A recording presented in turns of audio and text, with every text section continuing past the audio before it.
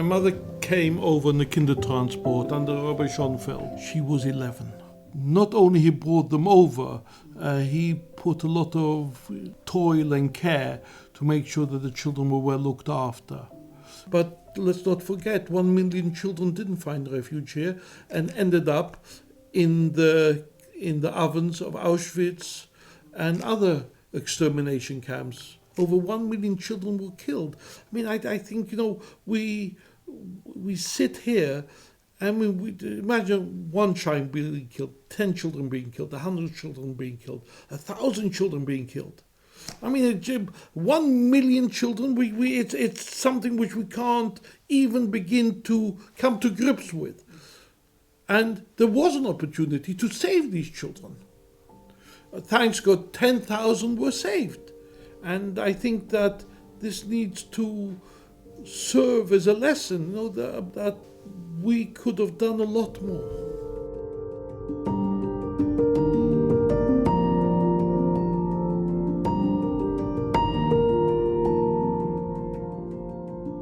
My grandpa, Eric Reich, came to England when he was 4 years old on the Kindertransport in August 1939.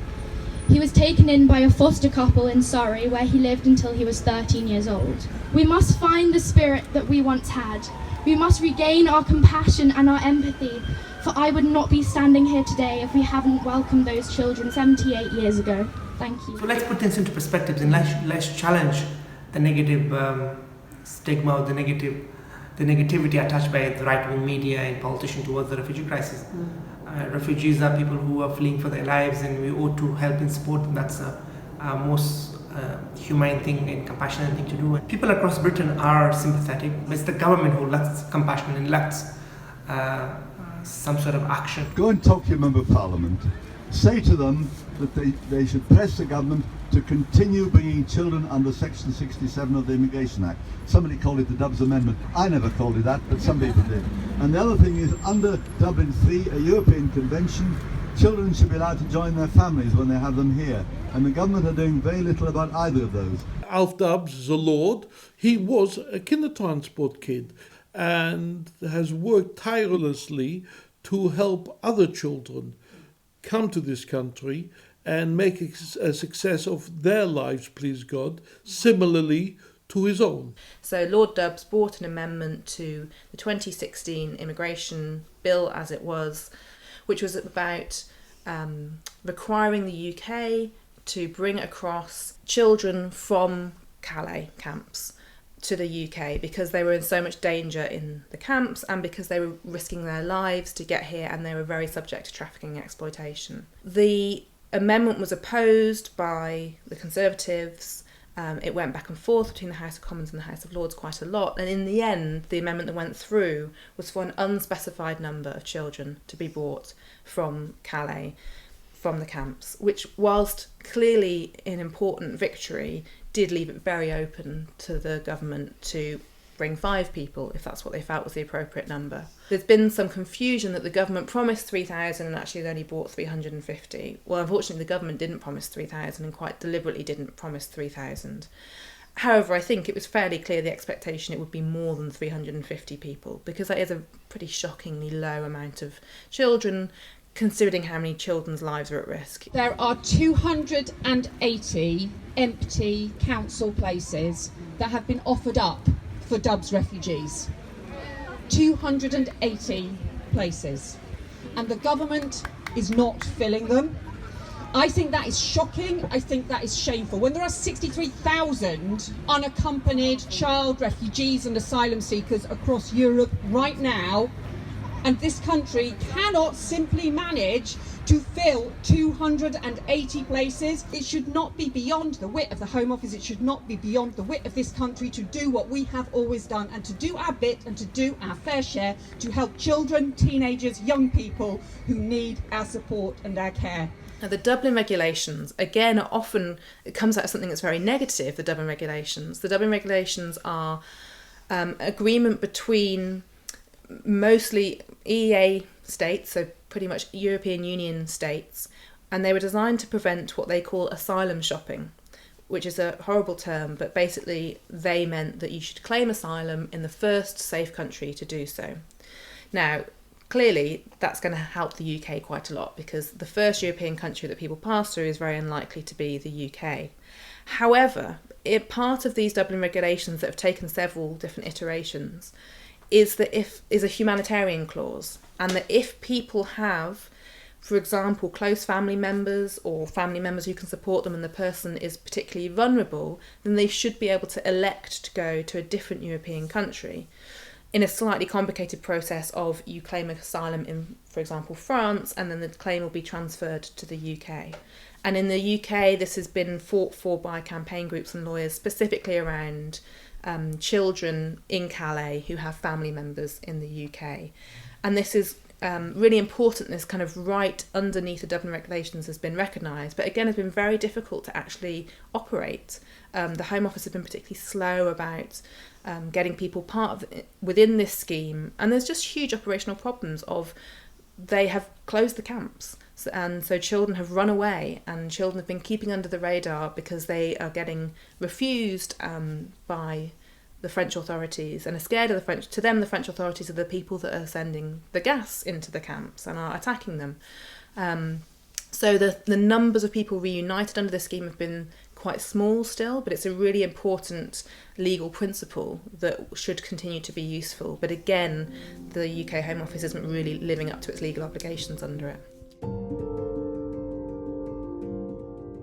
Article 17 says that where a vulnerable child has a close family member, and that's defined as parent, aunt, uncle or brother, the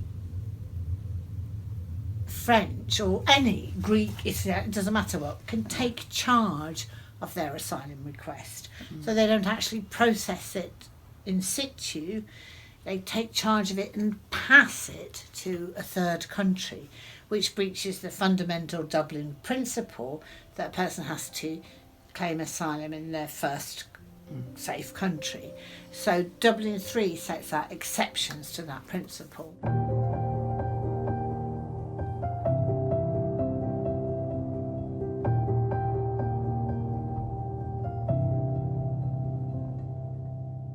There were 4 Syrians. One of them was actually a dependent older brother, so he was being looked after by his 16-year-old younger brother. So, making actually his brother, his primary carer, as well as being a child. So a lot more vulnerable than those that are already very vulnerable. So they knew each other actually from Syria, and they lived in a place in the camp called Little Dara. So they kind of formed together this mini neighbourhood that they had back home. And it was hard. It was difficult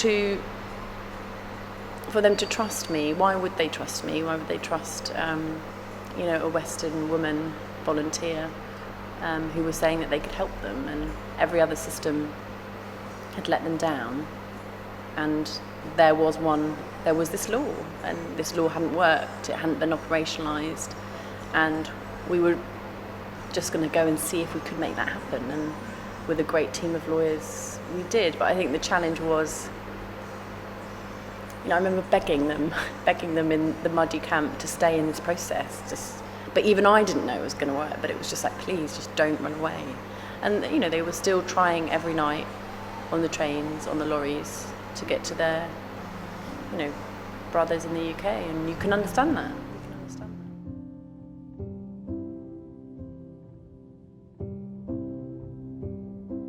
But when the camp was pulled down at the end of October, everybody kind of lost count of who got through. It was such chaos. We don't know the exact numbers actually, but then sometimes you lose contact with the kids once they get to the UK. I was there at the time, and I remember the opportunity of telling some children that they were going to come to the UK the next day. And I had the privilege of putting some of those children on the bus to come here. And I tell you, I've never seen such delight and shock and surprise and sheer relief in people's eyes. I recently went to Calais to basically accompany those young people who were entering UK legally as through the scheme. I saw an emotional roller coaster in them, because they had this hope that they're going to the UK, and in their mind it's always London, so they only know London as the UK. And then it was amazing when I asked him that where your relative lives, and then one of them would say it's London, and I said where in London, and then he would say it's Derby. They left Calais in the morning, early in the morning. They came and arrived in Luna House in the Home Office around noon, and as soon as they arrived there, the welcome was really, really good, and compared to those who basically arrive at the port of entry, like Dover and other places, or the airports, the days that I came. However, still, as soon as they were taken into the interview room, so they were faced with that fear, because the immigration officers would ask them about the age, and some of them, they would say, oh, we don't believe that's your age, and we don't believe that you are telling us the truth. So it's all that happiness in a matter of minutes, it's just matter of hours, it just went down. And then when they came out of the interview room, so they would be talking to their family members, and it's again an excitement. I think they were so young to take all that into, and then to kind of like digest it. I think they were too young for that. The most unwelcoming thing has to be referred to as a number from the moment you step into a new country. And then I was in some of the interviews as the responsible adult, so the Home Office have their own interpreters, so I would just sit there and not speak, but I got to witness a lot of the asylum interviews, and those initial ones weren't the long ones, they were 20-minute, half an hour ones, and it was very sort of answer the question and don't speak around it. So I know some of the boys would expand on a point, and they would be told, no, we just want to know, focus on this one thing, tell us this, and it would be, and you could tell the information they wanted to extract was just the bare bones of it, and not necessarily taking into account any extra context or details. And we'd later, after the interview, I'd always reassure the boys and say to them, don't worry, I heard what you said, you'd have time later to explain that, or you'll have another interview where you'll get to say that. But just from the beginning, because they don't understand as well that they're going to have more of these interviews and the asylum process is going to keep carrying on, they sort of feel like that's their only opportunity, and they want to say everything to them at that moment. And the way the response of the caseworkers wasn't very sympathetic, and it was what you'd expect. We have to do this several times a day, so it was very like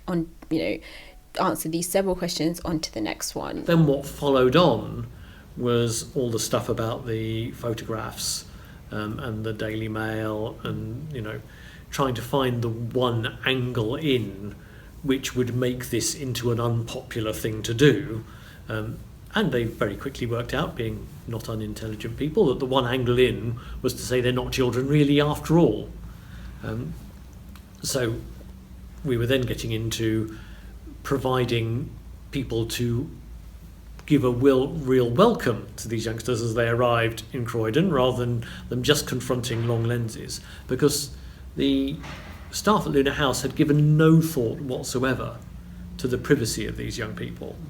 So they were getting off the coach in full public view and walking in. And obviously they'd come straight from camps in Calais. You had teenage boys who, have had a pretty rough, tough time, and they didn't look like sort of wet behind the ears little youngsters, because if they had been, they probably still wouldn't be alive. But they looked like they'd been through it, which is exactly what they had. And the photographers were there in prime position. And, they've been to hell and back, and it's going to show on their face, and it's got to be a bit of compassion. There are some people who will present at the Home Office and give an age of under 18, and the Home Office will not agree, but they won't be sure, and they'll ask us for review. On other occasions, that might be an issue that we raise, and they will treat them as an adult from that point onwards, unless they're able to produce some evidence to suggest otherwise. So when I first arrived to Britain, I was arrested. Obviously, this was kind of a normal thing. Like when you play Monopoly, you keep learning, go back to jail. So every country I went to, I got arrested. After the immigration interview, official from the immigration interviewed me, they handed me over to social services in Kent. And this is where the problem began, because there was an age assessment done by a social worker. And so I was sitting around a table with 5 strangers. After about 3 hours discussion, told me, Gulwali, we don't believe you are 13. You couldn't have traveled half of the world on your own. We think you're too smart, you're too intelligent, and you are 16 and a half. So they were giving me a completely different date of birth to the one my parents has given to me. Yes, I kind of understood yes, I did look old. There's no doubt about that. I still look old. But what they wouldn't understand was the traumas that I've been through. I've seen people die in part-time. I've grown up in a war zone. I've seen, my house burned down, other people's houses burned down, and those things made me age from a very young age. And also I lived in a very harsh mountainous environment as a child. And also I was a very responsible kid from an early age. And also, finally, or most importantly, the journey made me age. At this journey, 12 months, I had to grow up faster to survive. So those things were not taken into consideration. And it was really frustrating. The process was basically, you are a liar, you are a criminal, I was a suspect. And that's when I lost hope. I thought there's no point telling my story or sharing my story. So there was not one thing, there was a combination of a lot of things. I felt like, now I look back and reflect why they were doing this to me. It was obviously for cost reasons, and also so they didn't have to find me school, they didn't have to find me a foster family, and more importantly, the Home Office didn't have to grant me a status. So the status normally are granted based on your age.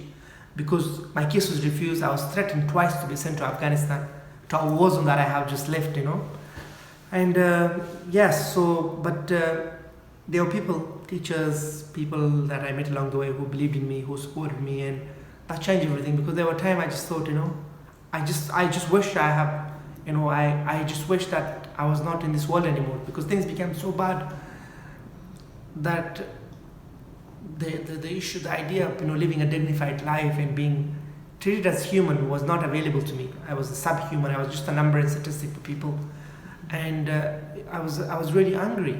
And I think there are a lot of people who go through the age assessment process, and they don't get the right support and guidance and help, and they end up not becoming an active and global citizen. They don't become useful people. They go in the wrong direction because of the way things are done to them in the beginning. It's not a science, and at various points in the past there have been discussions about whether you can reliably use medical assessments, all of which seem to come up with a plus or minus 2 years as being being the degree of error. We'll look at social media, because a surprising number of young people have actually got a social media footprint that we can see them, and that will all form part of the picture, including a sense of understanding of reaching a view about their understanding of the world, their use of English, the terminology, their expectations. In common with other London authorities, Hackney is supporting a group of unaccompanied asylum-seeking children. At the moment we have 29 young people that we're supporting. The biggest countries of origin are Vietnam, Albania and Eritrea, Somalia in the Horn of Africa. The most common accounts that we receive are of young people who have travelled either underneath or in the back of lorries and will have been dropped off at various points, either within the borough, if they have been presented to us directly, or perhaps around the periphery of London, and then they've made their way to the Home Office screening unit in Croydon before being allocated to Hackney. If they are looked after for more than 3 months before their 18th birthday, they are entitled to a leaving care service. So we can end up supporting them up to the age of 21, or if they go into higher education, 25 or older. So that's how we know what the outcomes are for those who go into higher education, because they will still be in contact with us. What happens is when a child is placed in a care of a local authority, the government actually pays less money to that local authority if they have an asylum seeker in place compared to a natural British citizen.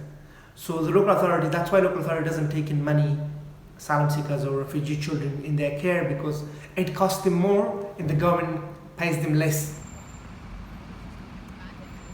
It's very clear that those who were reunited with families in Scotland, their placements have gone a lot better because the Scottish government, working with the local authorities, facilitated local authorities to be a lot more flexible in terms of making provision, in terms of providing some basic financial resource to the families that they were going to.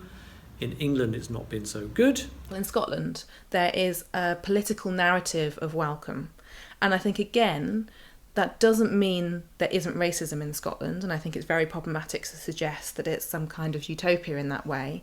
However, there is a political and public narrative of welcome and hospitality, clearly, actually explicitly in opposition to what might be happening in Westminster. We get quite a lot of unaccompanied minors, less and less now over the past couple of years.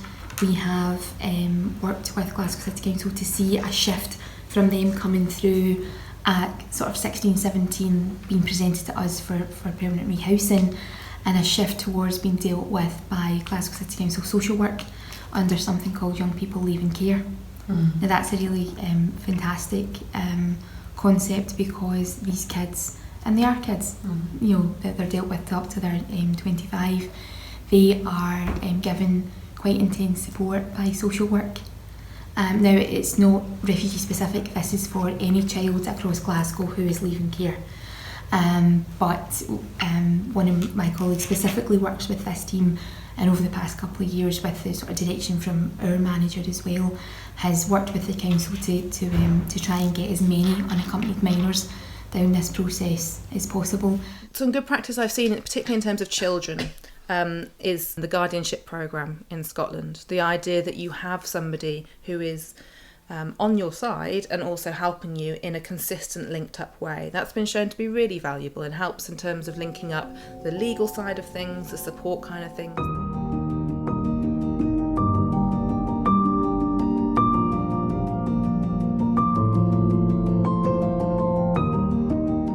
The food was very difficult at that time. First time, you know, they give us like what they call, I don't know, small tree food. Small tree. Very small tree. What they call broccoli. That food. I don't eat it. And sandwich, you don't like, you know, there is no. And so on, you know, we are new and we can't say what is like, you know, what you want. Just you eat what is given to you, you know, what is. But there was nice family we've been 3 days. I remember the woman, her name is Sarah. She is very cool woman, and she have kids too. But the problem is with us, because we don't eat like the food they eat, and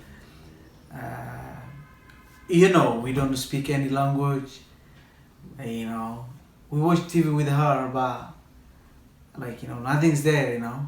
After that, they sent to us in London, which is Eritrean family. We live with a woman, like our mother, you know. We've been with her almost a year and a few months too. Whatever the love is there for me, that's my hope. This picture was taken by her parents in July 1939, when they realized they wouldn't be able to come to England, and they wanted their children to remember them. And they went to a photographic studio dressed in their best clothes. Apart from seeing her parents at the train station when she left, this was the last image of her parents that she saw. She felt very guilty for abandoning her parents, even though, of course, that's an illusion. She didn't abandon her parents, but she always felt that she came to a safe shore and her parents didn't, and that was very, very difficult for her. But I always felt very much in the shadow of her pain. As I said to a client the other day, who said, I don't want to talk to you about anything that's happened to me because I don't want to think about all these bad memories. I just want to forget everything. I just want to forget it all. So I listened to Beth and I said, so how's that working for you? And she just looked up and laughed and said, not very well. I said, yes. So we're also very involved with building on their resilience. These young people are so resilient. We know that because they're here.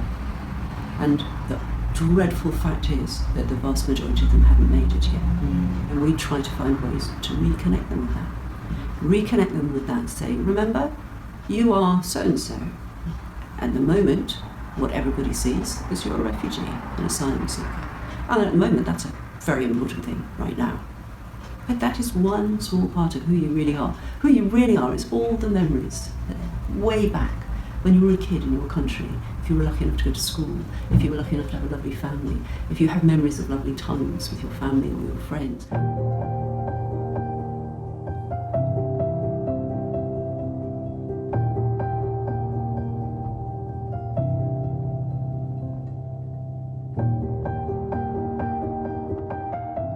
It feels to me at the moment like a battle for the soul of this country. That may seem a dramatic thing to say, but I really think it's true. We know what we're up against in certain elements in the media who are determined to portray these refugees in ways which we would not agree with. We have to get those stories out there of the suffering of these children, and not just children, but there are women and young men. All these refugees now living in the cold and the wet without even the camp to provide them with the most basic resources. So that would be the first thing I would say. Proactively to look for those who have a legal right to be here anyway. And secondly, I would say compassionately to look at the situations of those who are part of that incredibly vulnerable group of youngsters now washing around Europe. I think in terms of providing services for looked after children generally, it would be really helpful to have a lot more foster carers than we have.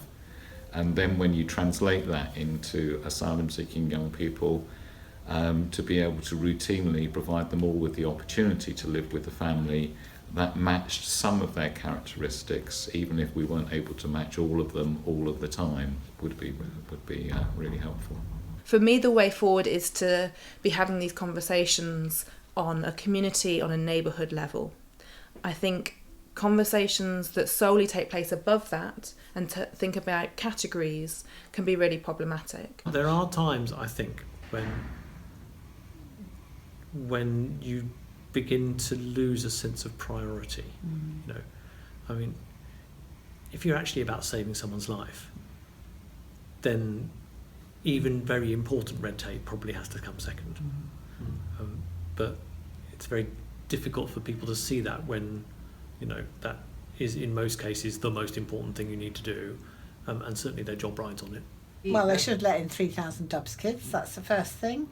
And they should properly resource and process the take charge requests where it's very clear, as in my outstanding one, that there's a genuine family member who's really keen to have this young person living with him. Give them their papers.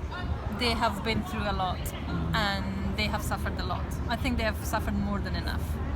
So I would say if I could just had a magic one, and then I would ask the Home Secretary, just give them a status. Let them live in here and stop making them mental condition even worse. Well, my first magic one would be to make therapy accessible. I'm talking specifically about my clients now. I could expand that for all separated refugee children. The second thing would be, if I could wave my magic wand, I would wish that the process of seeking asylum was less complex and difficult to go through. We're just asking for the basic human rights of a child. Just treat them or treat us, or we should treat them as human beings. And I think they are, and we have to understand the extraordinary circumstance that they had to, flee and come through the journey.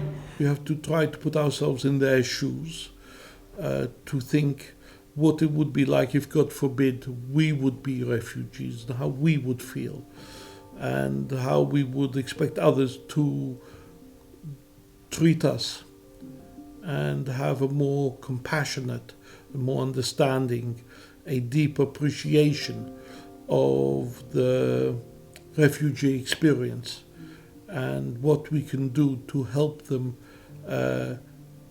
integrate into British society.